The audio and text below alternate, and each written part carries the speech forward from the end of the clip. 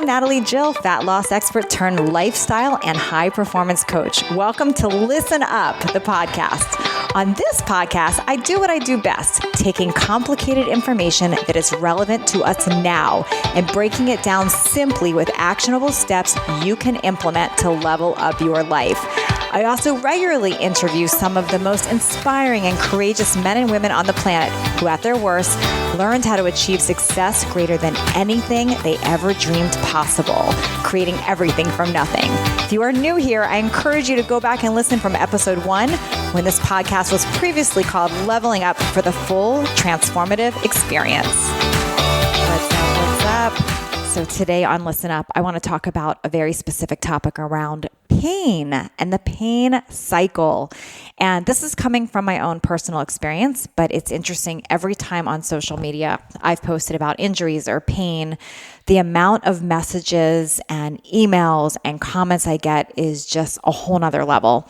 So I thought, what better topic than to dive into on this episode to answer a lot of questions around this, share my journey, and hopefully be able to help you if you are struggling with chronic pain, whether from an injury or a diagnosis or things in life.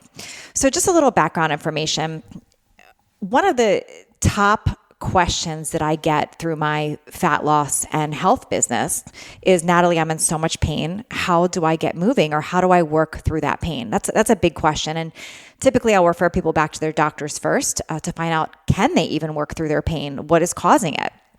But I want to dive a little bit more into this topic today, starting with that I'm 49 years old at the time of this recording. And as somebody in the health and fitness space for years and years, 30-year-old and 40-year-old me did not fully understand pain. I would hear about it, but I didn't fully understand it. In fact, shame on me, but I used to look at it like people are causing it. Did they not take care of themselves? Maybe it's their own fault. They weren't moving. That's how I used to view pain, and I fully didn't understand it. I would hear about people in their late 40s or their 50s having back problems or chronic knee problems, and I really looked at it as, did they cause that? Was this their lifestyle thing? But as age crept up on me, and maybe many of you listening, and different things in my life happened, like an autoimmune condition, and then 3 major injuries in the last year even, it's something that became a heavy issue in my life. And for those of you struggling with pain, you know it can be all-consuming. It can be all-consuming. When we're in pain, everything is in our way. Sitting to watch a movie can be uncomfortable. Driving can be uncomfortable. Going for a walk could be uncomfortable. Doing normal household chores, things that we always didn't have a problem with, can start to be all-consuming. I know for me, for example, when I tore my bicep, I've had lingering nerve pain from that bicep tear.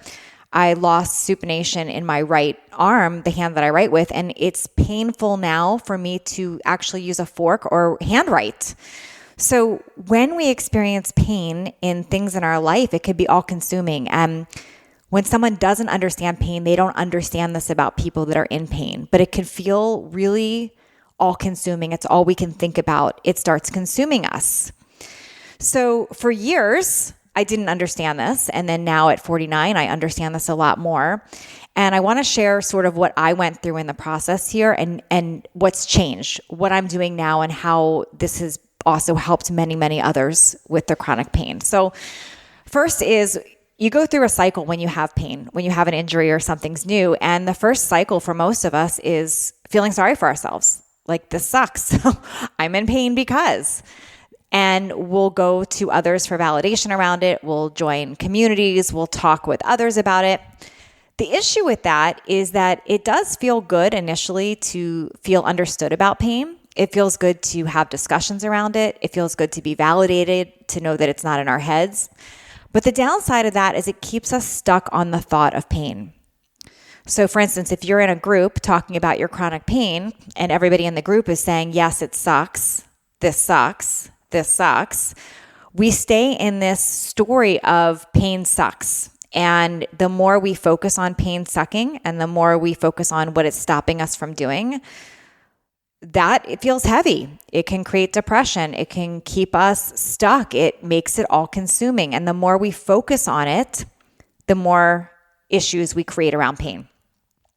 The next phase is trying to stop it. So, and I was guilty of this too. Like, how do I get out of pain? What do I need to do? What do I need to take? What do I need to try? And I went down the list of everything, from prescriptions to surgeries. My gosh, I've had surgeries for the pain, to natural remedies like acupuncture, acupressure, massage, cryotherapy, CBD oil, essential oils. I mean, literally everything to try to get out of pain. The other issue with that is when we try to just mask or get out of pain, we're not necessarily fixing the problem. What we're doing is giving ourselves a crutch to get through the day, to mute it, to not think about it. And there's not necessarily anything wrong with that short term. The danger of it is by muting it, we're not fixing the problem. By muting it, we're not fixing the problem. So we temporarily get out of pain, but what happens is it requires another level of things. It requires more prescription, another procedure, another strong whatever. It's a chase of how do we mute the symptoms versus how do we fix it. The next phase that a lot of us go through is let's get to the root of it. Like, let's fix what's going on there. What has created the pain? Now, that's a great approach, but we also have to do the next step that I'm about to dive into. And that's change the relationship with pain.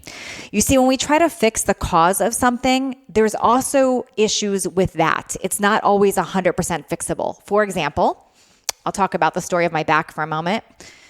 A few years back, I ruptured a disc between L5 and S1. It literally ruptured to the point where I had foot drop, I had sciatic nerve path damage. My right leg stopped working when I had that rupture. So clearly, I had to get to the root of that. I went in, I had surgery, I had that disc removed, the rest of it that had ruptured out removed through a laser endoscopic spine surgery.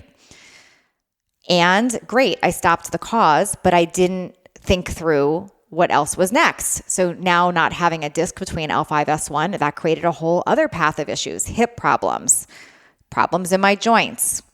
So then the chase is, how do I stop that? So it's an ever-going cycle of how do I fix the next problem because of this.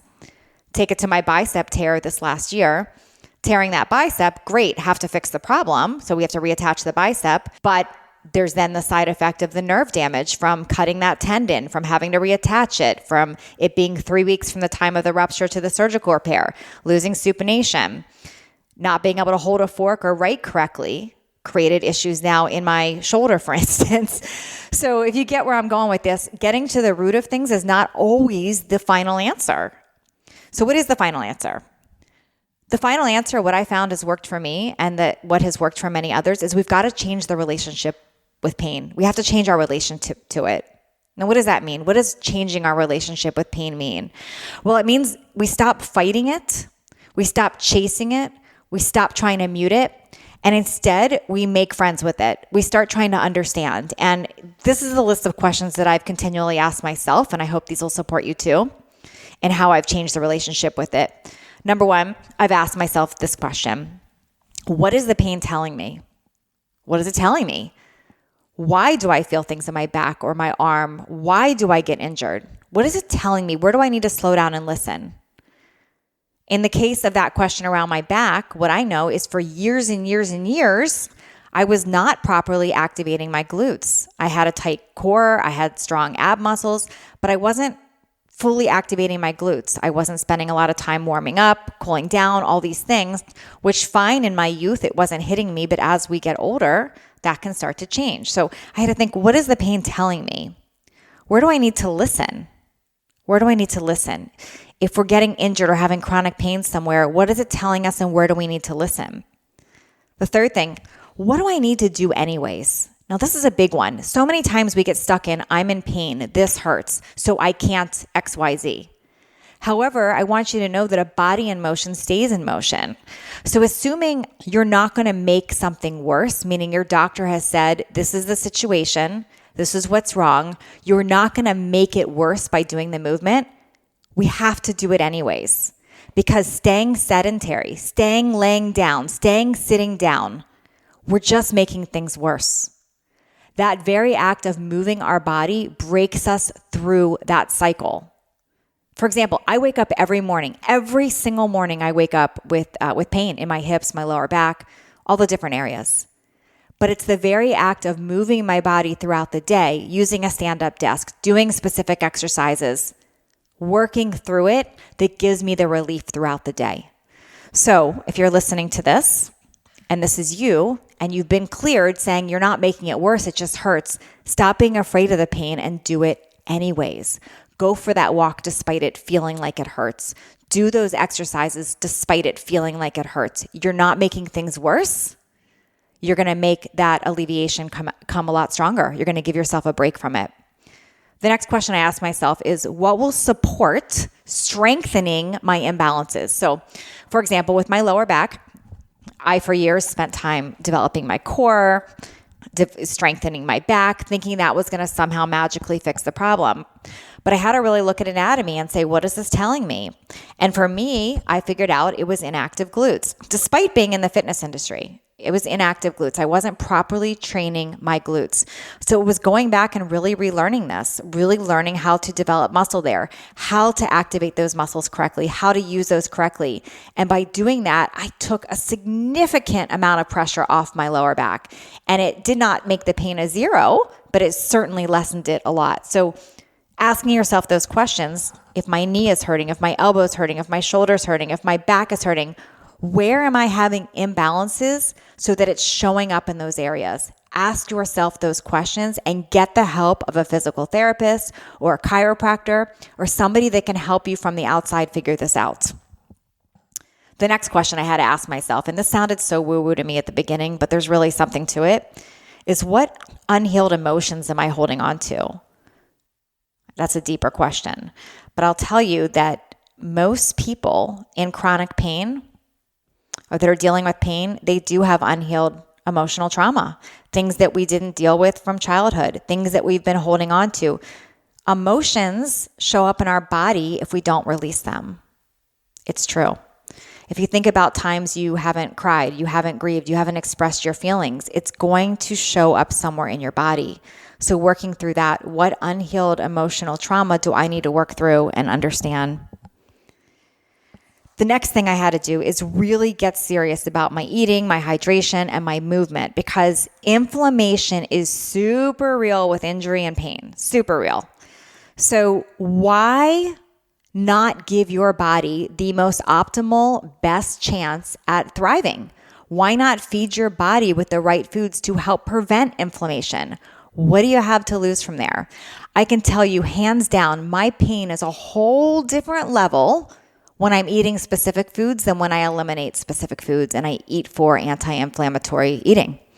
So for example, there's certain foods that create inflammation in our body. And some of you might want to argue with me here, but what I'm going to tell you is if this is not creating pain in your body, then awesome, you're one of the lucky ones. If you are experiencing pain and you are eating these things, I'm going to highly suggest you take them out and try it. See how you feel in 7 days. Things like dairy, which is highly inflammatory. Dairy, wheat products, so gluten and wheat, and also sugars. All three of those things create inflammation problems. So I'm going to highly suggest taking those out. What's really great is that I will say 95% of the time I do not eat those things and I feel a whole different level. If I do decide to go out and have gluten-free pizza, for example, I'm a celiac, by the way, so everything is gluten-free for me.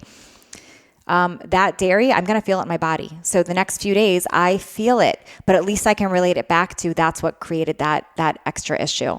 So eliminating those foods and then adding in so much more of the good, making sure, are you properly hydrated? Are you drinking enough water? Are you moving your body to help with inflammation? Getting in that daily exercise? And are you eating highly nutrient, water-based foods, things like vegetables? Things like fruits, antioxidants, get all those antioxidants, water-based vegetables, fruits. Are you eating healthy fats for you? Avocado, oils. If you're eating meats, are you eating organic? Are you eating foods that are raised humanely? Are you doing that? Are you eating foods that are going to fight inflammation? Are you eating foods that are going to create more in your body? And I'm also going to link up here in the show notes, by the way. I have 2 books that can fully help you with this. Number 1 is 7-Day Jumpstart, Unprocess Your Diet. The other one is Aging in Reverse. Both of these books are available online, on Amazon, in bookstores everywhere.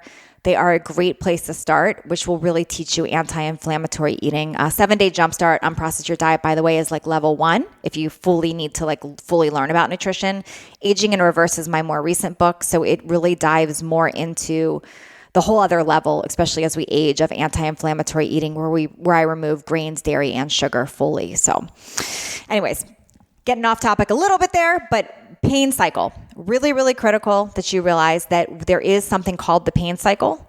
And when we are in pain and we choose to not move our bodies and work through it, we also stay in more pain, which can create a depression, which could create more anxiety around this, which also has us not necessarily eating our best. We're eating bad because we don't feel good. We want to feel better. So what that does is that keeps us in a full pain cycle. So to break it, I hope you'll start asking yourself the questions that I've asked myself. Start really looking at how you can change your relationship with pain, how you can start fueling your body with foods that help you, not hurt you more. Now, before you send me an individual private message, and I do love hearing from all of you, but I just want to say this because I do get a lot of messages about a specific injury and what do you recommend and what do I do? My question back to you is always first going to be, please check with your doctor. Make sure you are allowed to do movement. Sometimes there are instances where you cannot move for a certain reason, so you would need clearance from your doctor first. So make sure that that's the case. Assuming you have clearance too, I'm going to say then move anyways. You've got this. Work through it. Change your relationship with it, and get living again. Thank you for taking the time out of your day to listen in as my guest today. If you found this episode valuable, please share it with friends and on social media. I don't advertise this show, so I rely on word of mouth and reviews to get it out in the world. The biggest thank you that you can give me is leaving me a review, and a nice one, I hope, by the way. This is how others find these episodes. If you do leave me a review, be sure to message me at support@nataliejillfitness.com with a screenshot of your review, because I would love to send you a free digital download of my DSR journal as a thank you. And please don't forget to connect with me on social media at Natalie Jill Fit on Instagram and Facebook.